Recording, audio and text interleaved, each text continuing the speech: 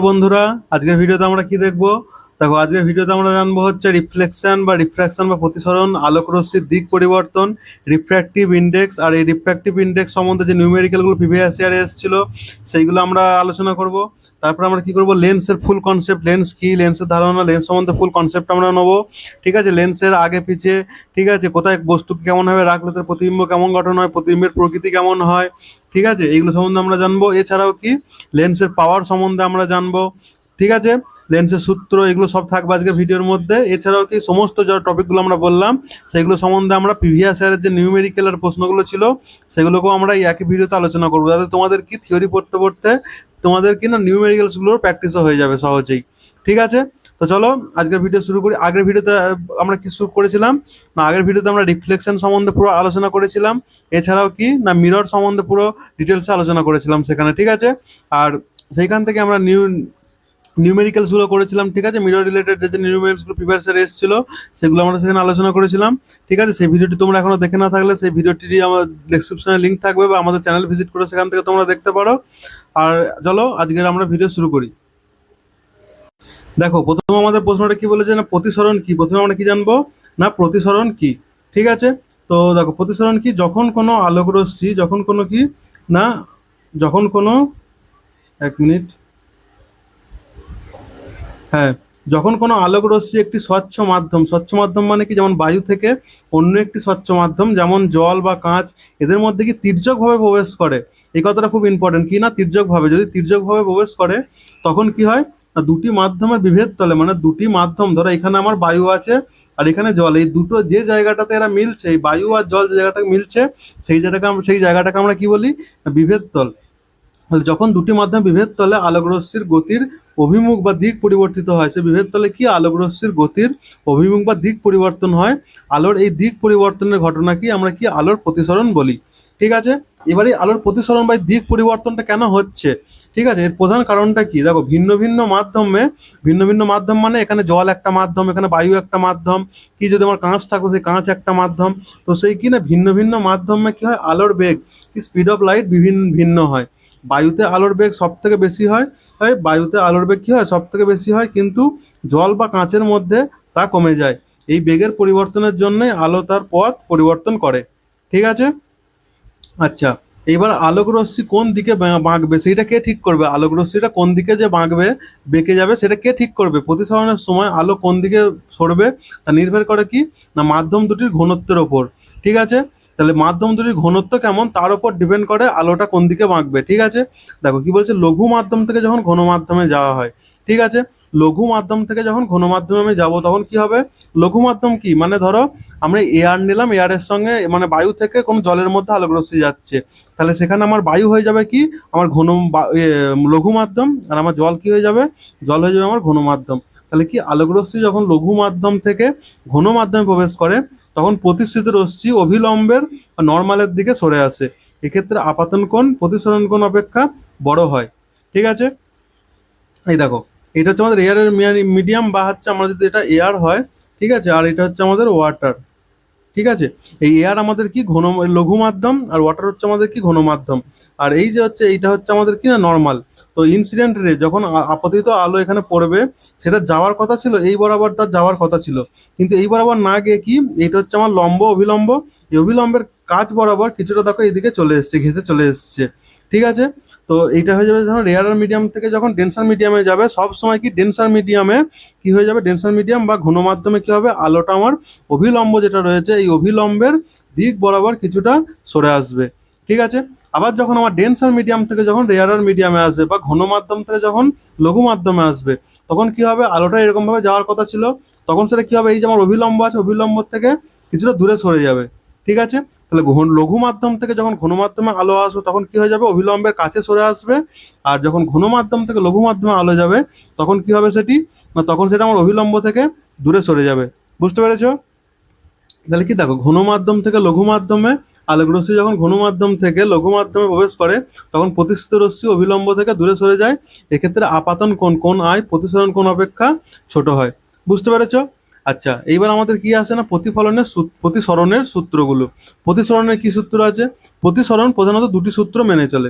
কি কি না আপাতিত রশ্মি, প্রতিসৃত রশ্মি। আপাতিত রশ্মি মানে আমাদের আই যে অ্যাঙ্গেলে প্রবেশ করছে, আর প্রতিসৃত রশ্মি কোণ আর। ঠিক আছে, এবং আপাতন বিন্দু, এই দুটি মাধ্যমের বিভেদ তলের ওপর অঙ্কিত অভিলম্ব একই সমতলের মধ্যে থাকে।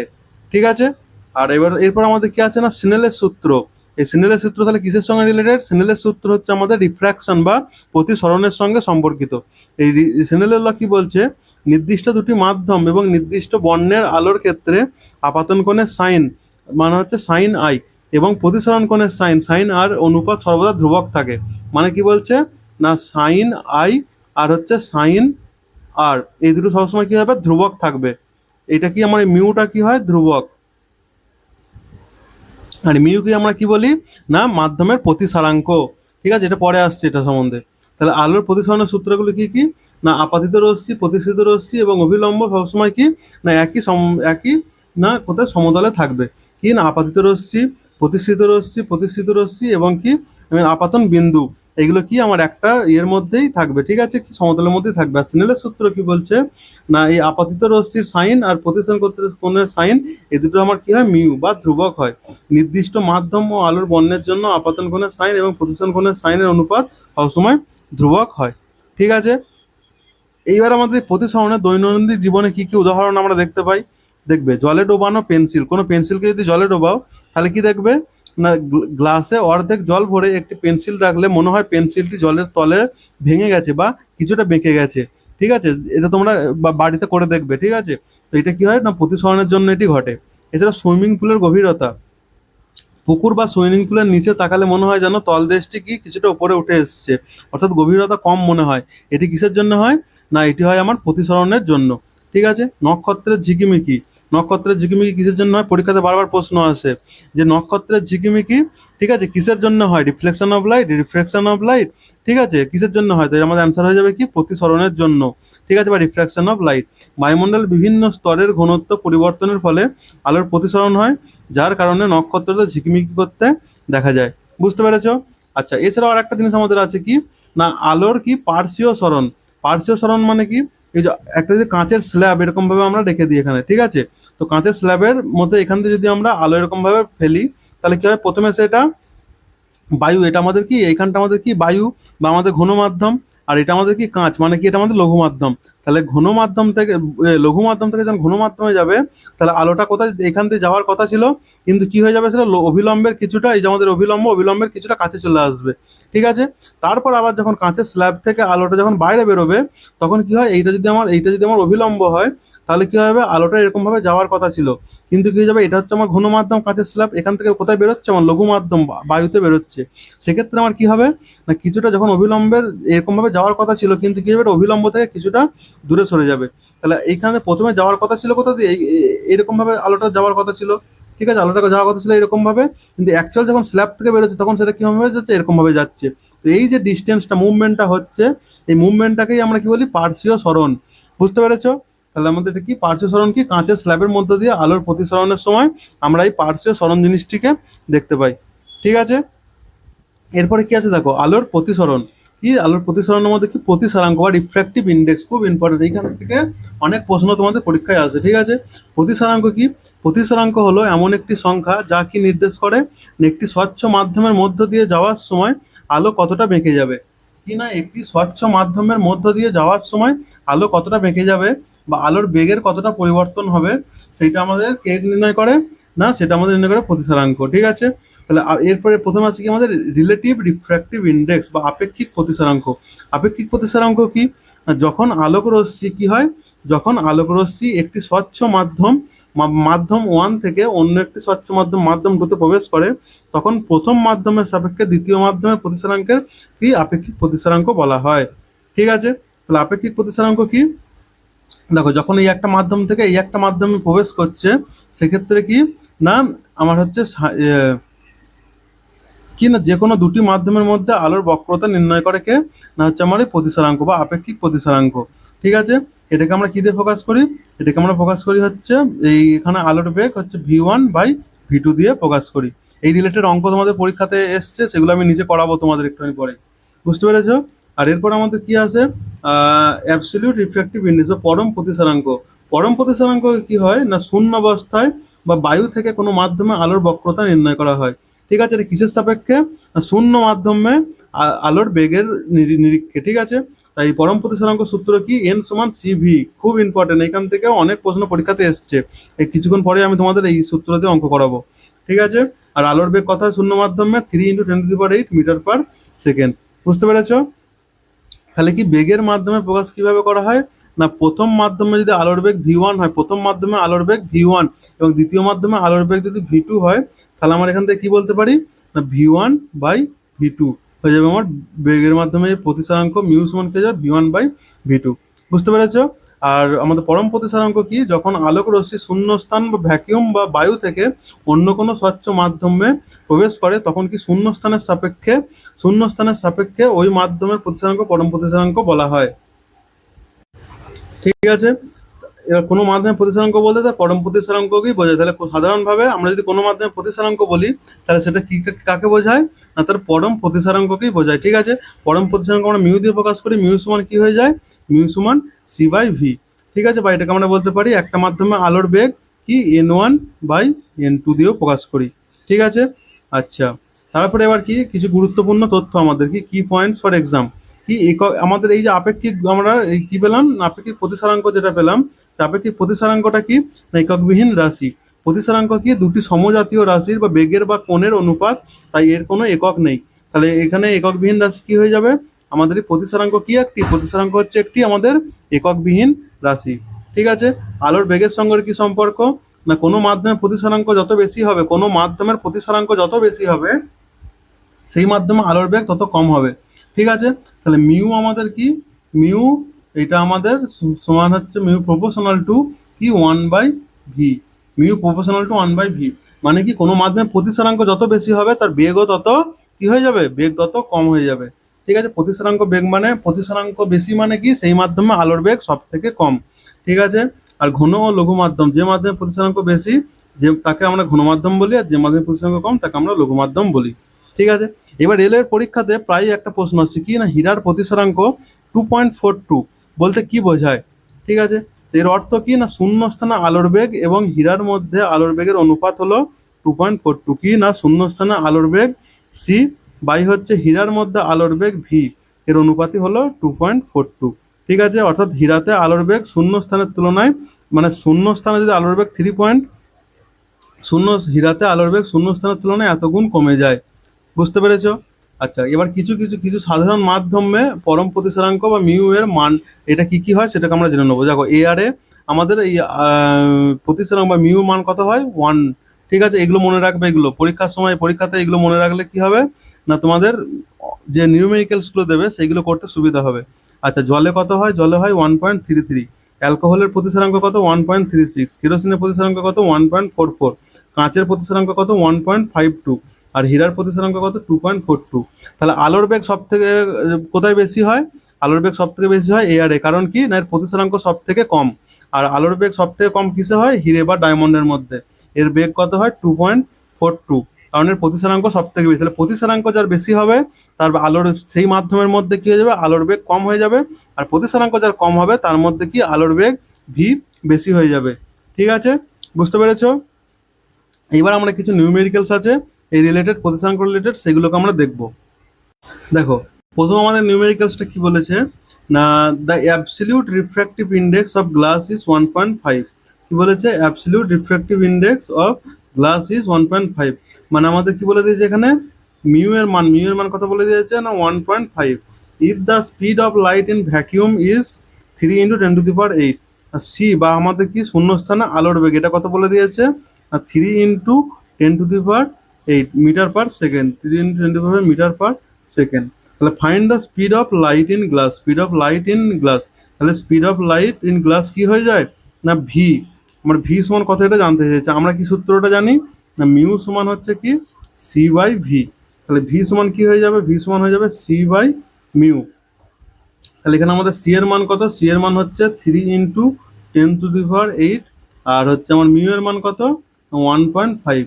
ঠিক আছে, এবার 1.5 দিয়ে আমরা 3 কে কাটলে কত হয়ে যাবে? 2। এখান থেকে কি পাবো? 2 × 10⁸। ঠিক আছে, তাহলে আমাদেরকে ভি এর মান কত পেয়ে গেলাম? 2 × 10⁸ মিটার পার সেকেন্ড। ঠিক আছে, তাহলে কাঁচের মধ্যে আলোর বেগ কত হয়ে যাবে? 2 × 10⁻⁸ মিটার/সেকেন্ড। অপশন বি আমাদের রাইট আনসার হয়ে যাবে। বুঝতে পেরেছো? আচ্ছা, এর পরের প্রশ্নটা দেখবো। পরের প্রশ্ন 2 নম্বর প্রশ্ন আমাদের কি বলেছে না, light enters from air to a medium having a refractive index of 1.33। ঠিক আছে, বলছে আলো একটা মাধ্যম থেকে মানে বায়ু থেকে অন্য একটা মাধ্যমে ঢুকছে, তার রিফ্র্যাক্টিভ ইন্ডেক্স 1.33। একটু আগে আমরা পড়লাম কি ডিফারেন্ট মাধ্যমে হচ্ছে রিফ্র্যাক্টিভ ইন্ডেক্স কি হয়, সেখানে তোমরা দেখলে 1.33 কার হয়? জলের হয়। ঠিক আছে, যেখানে তোমার এই রিফ্র্যাক্টিভ ইন্ডেক্স 1.33 না বলে যদি বলে দিত কি না light enters from air to water, ঠিক আছে, সেক্ষেত্রে তোমাকে ধরে নিতে হতো কি না, সেক্ষেত্রে না আমার হচ্ছে জলের রিফ্র্যাক্টিভ ইন্ডেক্স 1.33 সেটা ধরে নিতে হতো। তাই ওইখানে যে আমি লিস্টে যেগুলো করালাম 4-5টা, সেইগুলো তোমরা মনে রাখবে। বুঝতে পেরেছো? তাহলে এখান থেকে আমার মিউ কত বলে দিয়েছে? মিউ কত বলে দিয়েছে? 1.33। ঠিক আছে, if the speed of light is 3 × 10⁸ metre per second, মানে সি সমান কত বলে দিয়েছে? 3 × 10⁸ metre per second. What will be speed of light in the medium? তাহলে ওই মিডিয়ামের মধ্যে আলোর স্পিড কত, মানে আলোর স্পিড কত হবে সেটা আমাদের জানতে চেয়েছে। আমাদের মানে ভি সমান কত জানতে চেয়েছে। সিম্পল, আগের অঙ্কটার মতনই সেম। আমরা কি জানি? আমরা জানি সি সমান, এই সি সমান কেন হবে, এটা মিউ সমান হবে, আমরা কি জানি না মিউ সমান সি বাই ভি। তাহলে আমাদের ভি সমান কি হয়ে যাবে? C by mu. এখানে সি এর মান কত? 3 × 10⁸। আর মিউ এর মান কত? মিউ এর মান হচ্ছে আমার 1.33। তো এটা ক্যালকুলেশন করলে কি পেয়ে যাবো আমরা? ক্যালকুলেশন করলে রাফলি পেয়ে যাবো হচ্ছে 2.26 × 10⁸। ঠিক আছে, তাহলে আমাদের 2.26 × 10⁸ অপশন এ রাইট আনসার হয়ে যাবে। বুঝতে পেরেছো? আচ্ছা, এখান থেকে তোমরা সহজে ক্যালকুলেশন করতে পারো, তোমাদের এখানটা ভাগও করতে হবে না। কি করে তোমরা বুঝতে পারবে? দেখো 10⁸ এখানে আছে। ঠিক আছে, ক্যালকুলেশন তোমরা কিভাবে সহজ করবে শিখে নাও এখান থেকে। 10⁸ কিভাবে আছে? দেখো 10⁸ আছে, এখানে সব কটাতে 10⁸ আছে।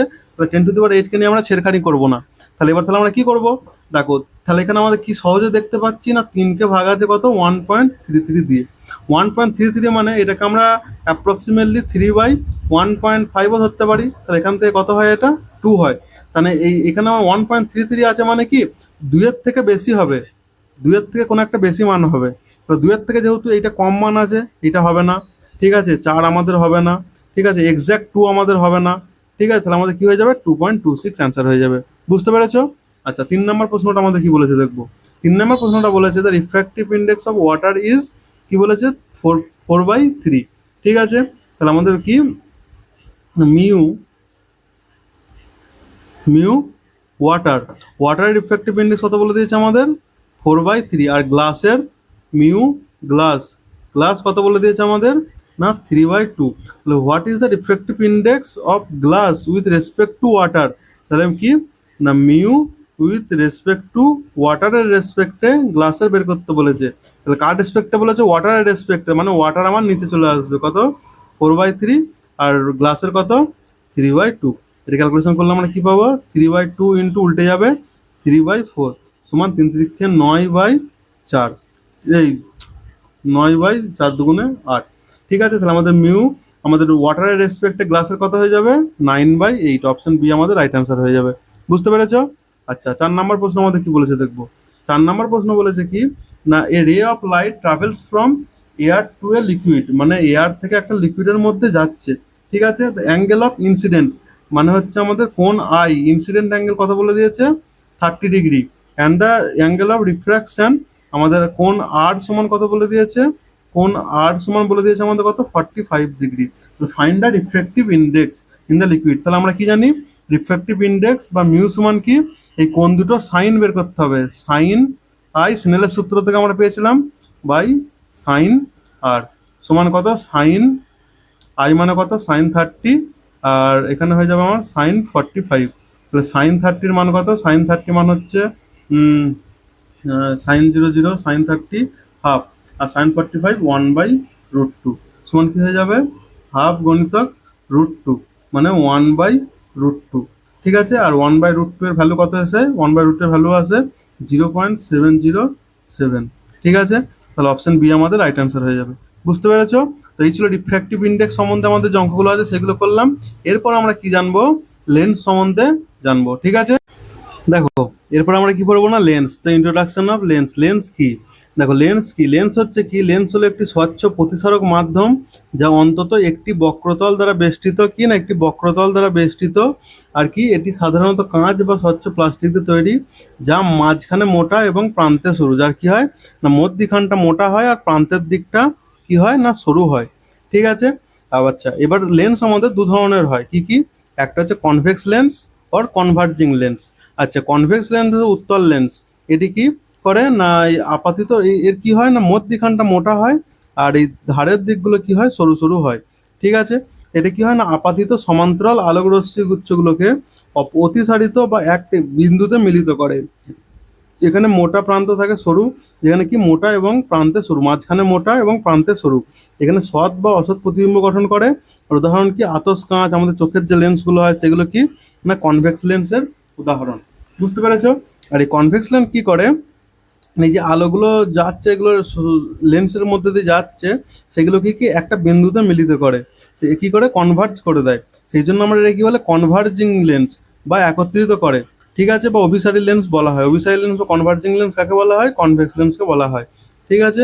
এরপর আমাদের আছে কি, কনকেভ লেন্স। কনকেভ লেন্সের কি হয়, মধ্যিখানটা শুরু হয় আর প্রান্তগুলো কি হয় না, মোটা হয়। ঠিক আছে। এই যখন এর মধ্যে যে কোনো আলোক রশ্মি যায়, সেই আলোক রশ্মিগুলো কি করে এ না, চারিদিকে ছড়িয়ে দেয়। ঠিক আছে। সেই জন্য এটাকে কি বলে, ডাইভার্জিং লেন্স বা অপসারী লেন্স। এইখান থেকে তোমাদের পরীক্ষাতে প্রশ্ন আসে যে অভিসারী লেন্স বা কনভার্জিং লেন্স কোন লেন্সকে বলা হয়, তাহলে কোন লেন্সকে বলা হয়, কনভেক্স লেন্সকে বলা হয়। আর ডাইভার্জ লেন্স বা অপসারী লেন্স কাকে বলা হয়, কনকেভ লেন্সকে বলা হয়। ঠিক আছে। আচ্ছা, এরপরে কিছু আমাদের পয়েন্ট আছে যেগুলো সম্বন্ধে জানতে হবে। ঠিক আছে। প্রথমে আছে আমাদের কি, কনভেক্স লেন্স বা উত্তল লেন্সের ক্ষেত্রে কি না, আমাদের বক্রতা ব্যাসার্ধ। দেখো প্রথমে হচ্ছে কি না, এই লেন্সটা কি, এই যে এইটা যে গলীয় দর্পণের অংশ, যে গোলকের অংশ, তার সেই কেন্দ্রটাকে আমরা কি বলি, সেই কেন্দ্র যে এই এই লেন্সটা কি, আমার দুটো গোলকের একটা পার্ট, তাই তো?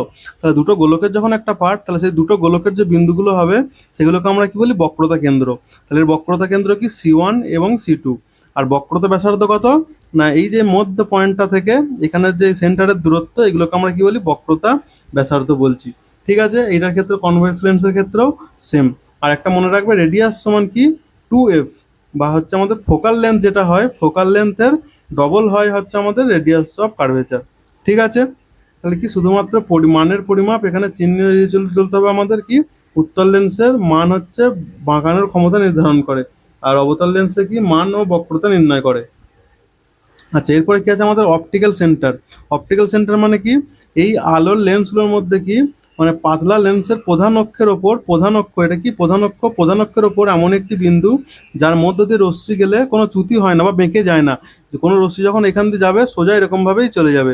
আমাদের মিররের ক্ষেত্রে কি ছিল, যখন পোলের মধ্যে দিয়ে কোনো আলো যাবে, তখন সেই আলোটা কি কোনো রকম ভাবে না বেঁকে সেই সমানভাবে সেইখান দিয়েই চলে যাবে।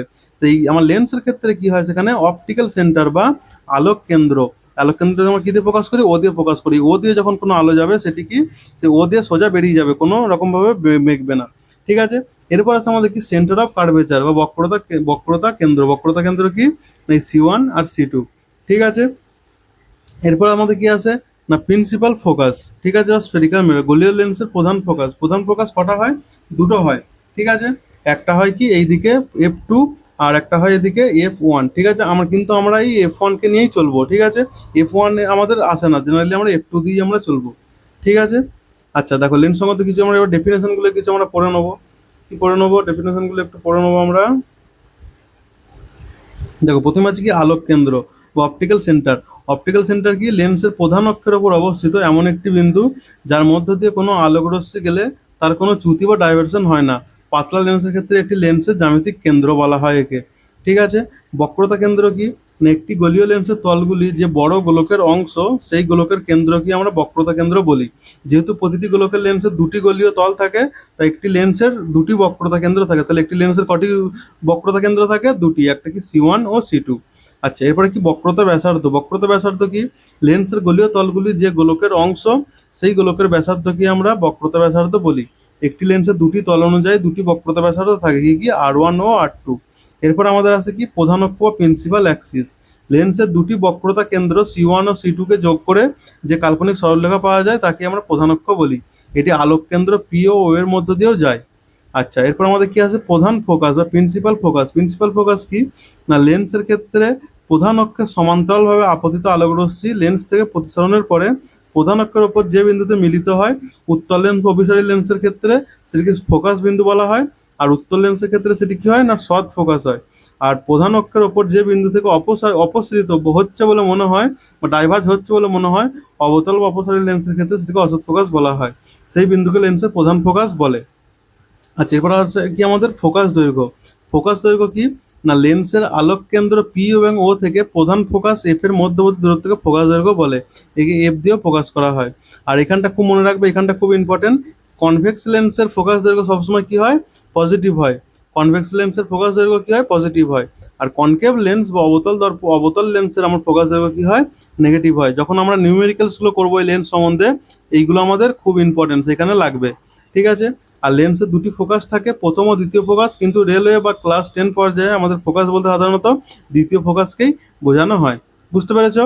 এরপর আমরা রে ডায়াগ্রামগুলো বা রে মানে কি, আলোক রশ্মিগুলো যখন লেন্সের মধ্যে পড়বে সেগুলো কেমনভাবে আচরণ করবে সেগুলোকে আমরা দেখে নেবো। দেখো, প্রথমে কি আছে, rays which are parallel to the principal axis. এইটা হচ্ছে আমার প্রিন্সিপাল অ্যাক্সিস। প্রিন্সিপাল অ্যাক্সিস সঙ্গে সমান্তরালভাবে যখন কোনো আলোক রশ্মি যাবে, সেটি তখন কি হয়ে যাবে, প্রিন্সিপাল অ্যাক্সিস আফটার রিফ্র্যাকশনের পরে it will pass through principal focus. সেটা কি আমার না, প্রিন্সিপাল ফোকাস দিয়ে যাবে। কোথা দিয়ে যাবে, আমার প্রিন্সিপাল ফোকাস দিয়ে যাবে। ঠিক আছে। আর এই আমার অবতল লেন্সের কি ক্ষেত্রেও কি হচ্ছে, মনে হচ্ছে যেন প্রিন্সিপাল ফোকাস থেকে যাচ্ছে। বুঝতে পেরেছ? আচ্ছা, এরপরে কি বলেছে, রে পাসিং থ্রু অর ডিরেক্ট, কি বলছে, রে পাসিং থ্রু অর ডিরেক্ট, এ বাবা,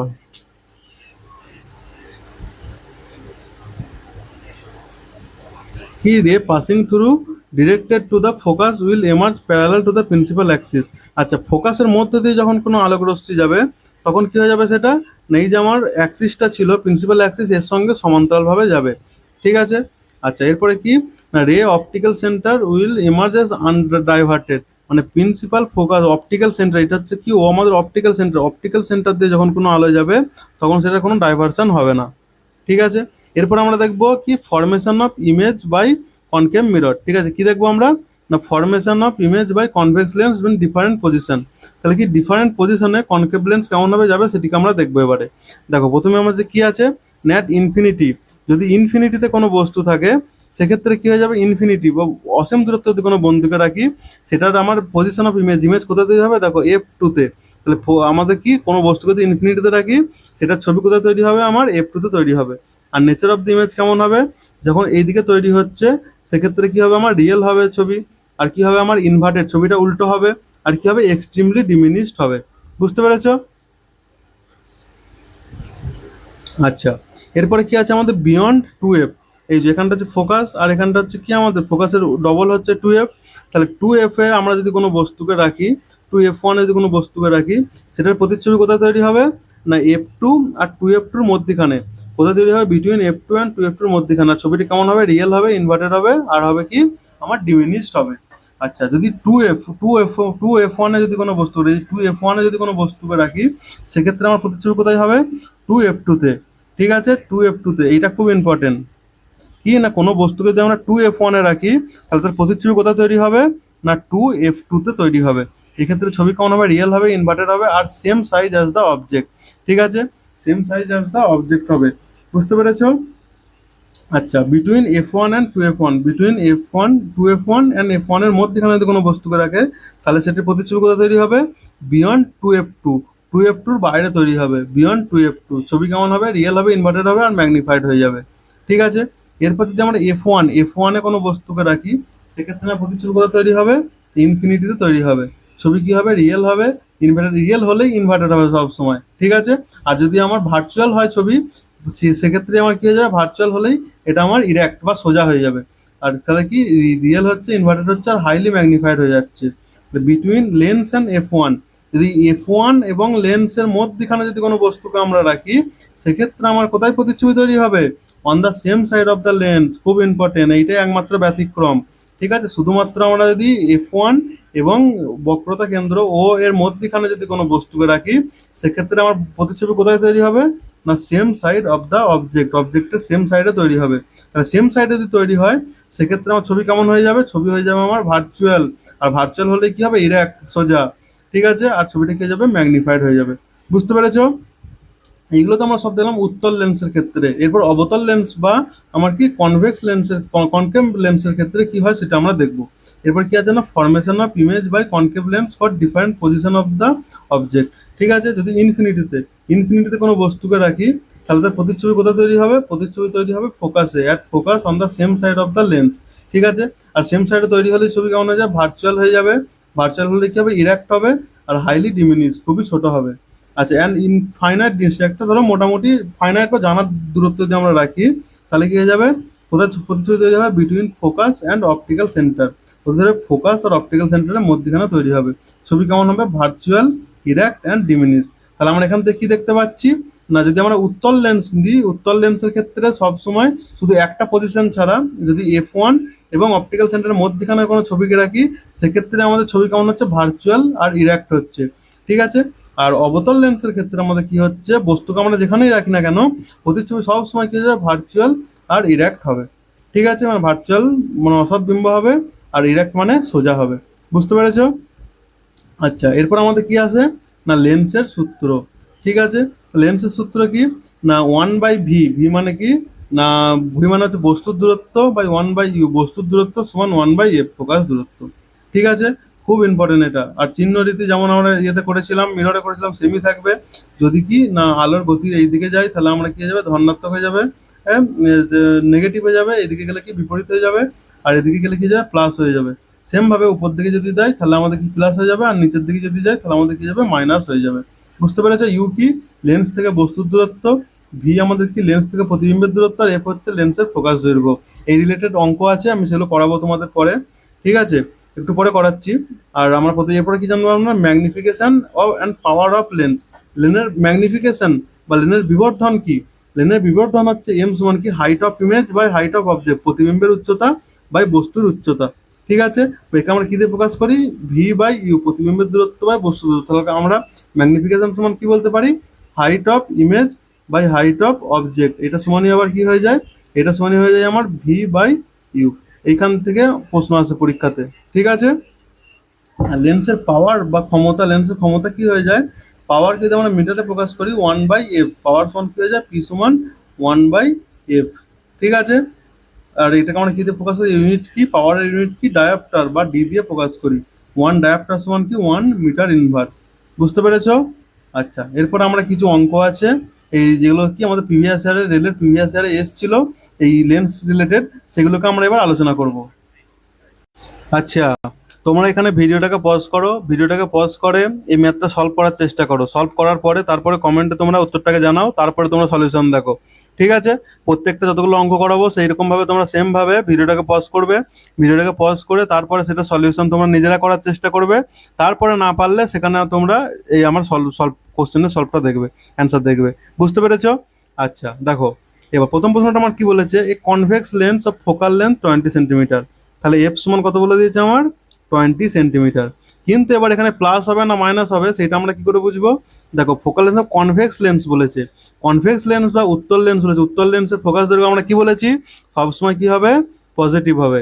ঠিক আছে, এরপরে কি বলেছে, 20 সেন্টিমিটার ফর্মস এ রিয়েল ইমেজ। আচ্ছা, এখানে আমাদের কি বলেছে, আবার রিয়েল ইমেজ তৈরি করেছে at a distance of 60 centimetre.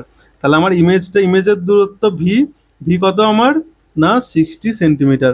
এরপরে বলেছে আমার কি, রিয়েল ইমেজ তৈরি করেছে, রিয়েল ইমেজ তৈরি করেছে বা সৎ ইমেজ হচ্ছে, সৎবিম্ব করবে কখন, যখন লেন্স তার উল্টো দিকে সেটা তৈরি করবে, সেই জন্য আমাদের এখানে কি হয়ে যাবে, এটা পজিটিভ হয়ে যাবে। বুঝতে পেরেছো? তাহলে ফাইন্ড দ্য অবজেক্ট ডিস্টেন্স, আমার ইউ কত হবে সেটা বের করতে বলেছে। ঠিক আছে, তা লেন্সের আমরা ফর্মুলা কি জানি, না 1/v মাইনাস 1/u সমান কি, 1/f।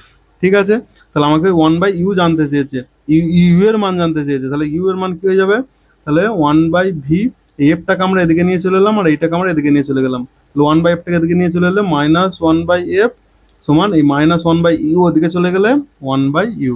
তাহলে আমরা এখান থেকে কি পাচ্ছি, 1/u সমান কি 1/v, v এর মান কত না 60, 1/60 মাইনাস 1/f, f এর মান কত 20। তাহলে কি হয়ে যাবে, এখান থেকে লসাগু হয়ে যাবে 60 আর 20 লসাগু 60 হয়ে গেল, এখানে 1 -3। তাহলে এখান থেকে আমরা কত পাচ্ছি না -2/60। ঠিক আছে, কাটাকুটি করলে কি পাচ্ছি 2 30 60। তাহলে এখান থেকে আমরা কি পাচ্ছি 1/u সমান -1/30 বা ইউ সমান কত -30। তাহলে ইউ এর মান কত হয়ে যাবে -30।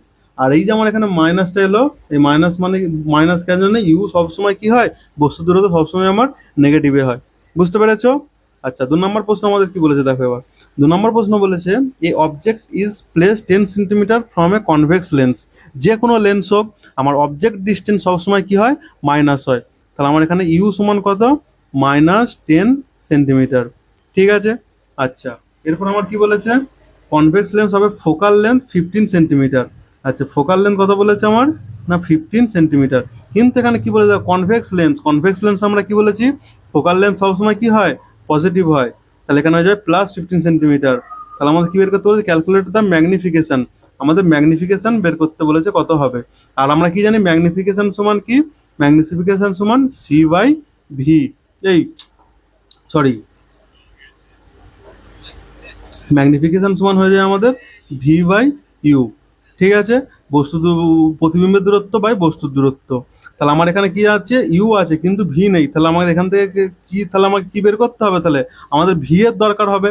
তাহলে আমাদের এখান থেকে প্রথমে ভি সমান কত সেটা আমাদের বের করতে হবে। তাহলে ভি সমান বের করতে গেলে আমরা এখান থেকে কি জানি সূত্রটা, 1/v মাইনাস 1/u সমান 1/f। এই সূত্রে আমরা সিম্পলি বসিয়ে দেবো। তাহলে কি পাচ্ছি না 1/v সমান 1/f প্লাস এই মাইনাস সাথে হলো প্লাস 1/u, 1/u। আর এখান থেকে আমরা তাহলে 1/f এর মান কত পেয়েছি, 1/15 প্লাস 1/u এর মান কত -10। তাহলে 15 আর 10 লসাগু কত হয়ে যাবে 30, 15 দুগুণে 30 মাইনাস মাইনাসে প্লাসে মাইনাস 10 3 30 -30 সমান কত হয়ে যাবে -1/30। 1/v সমান হয়ে গেল -1/30। এখান থেকে ভি সমান কি পেয়ে যাবো না -30। তাহলে ভি এর মান আমরা পেয়ে গেলাম -30। এরপরে আমরা ম্যাগনিফিকেশন বের করবো। তাহলে ম্যাগনিফিকেশন সমান কি -30 বাই ইউ, ইউ এর মান কত না -10, মাইনাস মাইনাস কেটে গেল, 0 0 কেটে গেল সমান 3। ম্যাগনিফিকেশনের মান পেয়ে গেলাম আমরা, কত পেয়ে গেলাম, ম্যাগনিফিকেশনের মান পেয়ে গেলাম আমরা হচ্ছে 3। এখানে কি চিহ্ন আছে, প্লাস আছে। আচ্ছা, প্লাস চিহ্নের মানে কি, প্লাস চিহ্নের মানে হচ্ছে আমার যে প্রতিবিম্বটা গঠন হবে সেটা কি হবে, সমশীর্ষ বা ইরাক তৈরি হবে বা সোজা, এবং অসৎ বা ভার্চুয়াল তৈরি হবে। বুঝতে পেরেছো? পরের প্রশ্নটা দেখবো। দেখো 3 নম্বর প্রশ্নটা কি বলেছে না a concave lens of focal length 15 centimetre. আচ্ছা, ফোকাল লেন্থ তোমার কথা বলে দিয়েছে আমার 15 সেন্টিমিটার। আচ্ছা, প্রথমে কি কনকেভ লেন্স, কনকেভ লেন্সের ফোকাস দূরত্ব সবসময় কি হয়, নেগেটিভ হয়। কনভেক্স লেন্সের কি হয়, ফোকাল লেন্থ পজিটিভ হয়। বারবার বলছি, form A image at 10 centimetre from the lens, মানে লেন্স থেকে 10 সেন্টিমিটার দূরে এ কি তৈরি করেছে, ইমেজ তৈরি করেছে। মানে ভি সমান কত হয়ে যাবে এখানে 10 সেন্টিমিটার। আর লেন্স থেকে 10 সেন্টিমিটার দূরে তৈরি করেছে, তাই তো, লেন্স থেকে 10 সেন্টিমিটার দূরে তৈরি করেছে। আর কি এটা না কনকেভ লেন্স, অবতল দর্পণ। অবতল দর্পণের ক্ষেত্রে এটা কি হয়ে যাবে না মাইনাস। ঠিক আছে, অবতল লেন্স কি করে, অবতল লেন্স সব সময় লেন্সের সামনে কি তৈরি করে, প্রতিবিম্ব গঠন করে। আমরা এখানে আগেও পড়লাম, যখন বিভিন্ন পজিশনের ছবিগুলোকে রেখে, তাহলে অবতল লেন্স কোথায় তৈরি করে ছবি, সবসময় লেন্সের আগে তৈরি করে। তার মানে কি হয়ে যাবে এখানে, এটা মাইনাস হয়ে যাবে আমার ভি। তারপর আমার কি জানতে দিয়েছে, find the distance of the object from the lens. Lens থেকে অবজেক্টের ডিস্টেন্সটা আমাদের ইউ সমান কত এটা আমাদের বের করতে বলেছে। ঠিক আছে, খুব সিম্পল, নর্মাল আমরা সূত্রে বসিয়ে দেবো, 1/v মাইনাস 1/u সমান 1/f। তো এই সূত্রে বসিয়ে তোমরা এই অঙ্কটা সলভ করবে, সেখান থেকে কত মান বেরোচ্ছে সেটা আমাকে কমেন্টে জানাবে। ঠিক আছে। আচ্ছা, পরের প্রশ্নটা দেখবো। 4 নম্বর প্রশ্নটা আমাদের কি বলেছে দেখবো। দেখো 4 নম্বর প্রশ্ন বলেছে এ 2 সেন্টিমিটার টল অবজেক্ট, মানে আমাদের কি হাইট অফ অবজেক্ট কি দিয়ে দিয়েছে না 2 centimetre, is place at a distance of 15 centimetre from a convex lens. Convex lens থেকে 15 সেন্টিমিটার দূরে তৈরি করেছে। ঠিক আছে, তাহলে আমাদের এখানে ইউ সমান কত হয়ে যাবে ইউ বস্তুটা 15 সেন্টিমিটার দূরে থেকে ইউ হয়ে যাবে -15 সেন্টিমিটার। সেন্টিমিটার দূরে convex lens of focal length 10 centimetre. Focal length কত বলে দিয়েছে? না 10 সেন্টিমিটার। আর এখানে কি বলে দিয়েছে আমার? না কনভেক্স লেন্স বা উত্তল লেন্স, সেক্ষেত্রে আমাদের ফোকাস দূরত্ব কি হয়ে যাবে? প্লাস হয়ে যাবে। ঠিক আছে। আচ্ছা, এরপর আমাদের কি জানতে চেয়েছে? তাহলে what is the height of the image. তাহলে হাইট অফ দ্য ইমেজ কি হবে সেটা আমাদের জানতে চেয়েছে। তাহলে হাইট অফ দ্য ইমেজ আমাদের জানতে চাইলে কি বের করতে হবে আমাদের এখানে?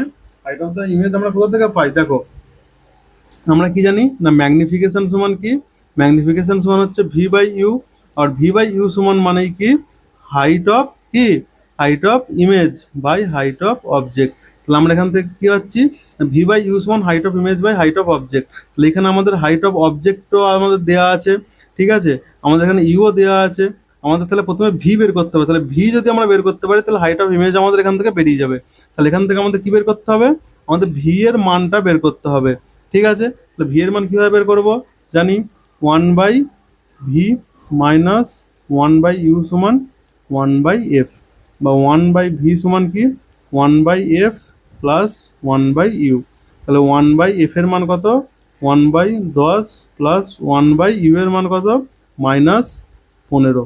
তাহলে এখান থেকে কি পেয়ে যাচ্ছি আমরা? লসাগু হয়ে যাচ্ছে 30, 10 3 30 মাইনাস, এখানে কারণ মাইনাসে মাইনাসে মাইনাসে প্লাসে মাইনাস, 15 2 30 2 সমান কত পেয়ে যাচ্ছি? 1/30। তাহলে ভি সমান কত পেয়ে যাচ্ছি? ভি সমান পেয়ে যাচ্ছি আমরা 30। তাহলে ভি এর মান কত পেয়ে গেলাম আমরা? 30। তাহলে এখান থেকে আমরা কত বসতে পারি? সূত্র যদি বসাই তাহলে কি 30/ইউ, ইউ এর মান কত? -15 সমান height of image. Height of image আমাকে জানতে চেয়েছে। তাহলে height of image by height of object কত বলে দিয়েছে? না 2 সেন্টিমিটার। তাহলে এখান থেকে কাটাকুটি করলে আমরা কি পাবো? 15 2 30, তারপর 2 2 4। তাহলে হাইট অফ ইমেজ সমান কি? না মাইনাস, এখানে একটা মাইনাস ছিল, তাহলে -4 সেন্টিমিটার। ঠিক আছে। হাইট অফ ইমেজ আমরা কথা বললাম -4 সেন্টিমিটার। এই মাইনাসের মানে কি? ছবিটা আমাদের যেটা তৈরি হবে সেটা কি হবে? ইনভার্টেড বা উল্টানো হবে। বুঝতে পেরেছো? -4 সেন্টিমিটার অপশন এ আমাদের রাইট অ্যান্সার হয়ে যাবে। আচ্ছা, আমাদের লাস্ট অঙ্ক কি বলেছে? The power of a lens is -2.5 centimetre. Power কত বলে দিয়েছে? -2.5 ডায়াপ্টার। ঠিক আছে। তাহলে আমরা কি জানি? পাওয়ার সমান কি? 1/f। আমাদের ফোকাস দৈর্ঘ্য জানতে চেয়েছে। তাহলে এখান থেকে ফোকাস দৈর্ঘ্য এফ সমান তাহলে কি হয়ে যাবে? 1/p সমান 1/-2.5 সমান কি হয়ে যাবে? না ভাগ করলে হয়ে যাবে 0.4। এখান থেকে ভাগ করলে কি হয়ে যাবে? 0.4 মিটার। আর এই ডায়াপ্টার সবসময় কিসে হয়? মিটারে হয়। আর আমার এখানে সবকটা অ্যান্সার কি সেন্টিমিটারে আছে। তাহলে মিটার থেকে সেন্টিমিটার করতে গেলে কত দিয়ে আমি গুণ করবো? না 100 দিয়ে গুণ করবো। -0.4 ইন্টু 100 সেন্টিমিটার সমান কত? -40 সেন্টিমিটার। বুঝতে পেরেছ? আর এই মাইনাস এসছে মানে এটা কি দর্পণ? মাইনাস এসছে মানে এটা অবতল দর্পণ। কারণ অবতল দর্পণে ফোকাস দৈর্ঘ্য সবসময় মাইনাস হয়। তাহলে -40 centimetre option A right answer হবে। বুঝতে পেরেছ?